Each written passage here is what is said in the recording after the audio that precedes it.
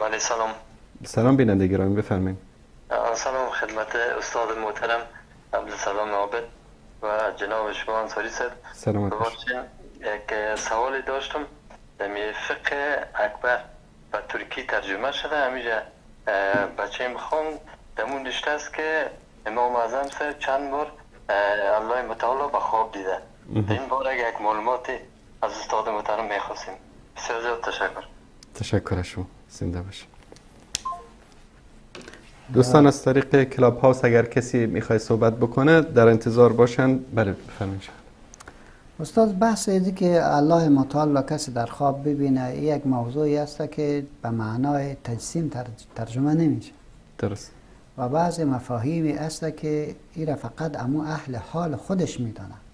درست. معنای از این طور است که او میگه که به خواب دیدم، به معنای از این نیست که خوابی که ما شما میبینیم امور رقم، چون کلمه درست. دیگری یا تعبیر دیگری برازی نداره.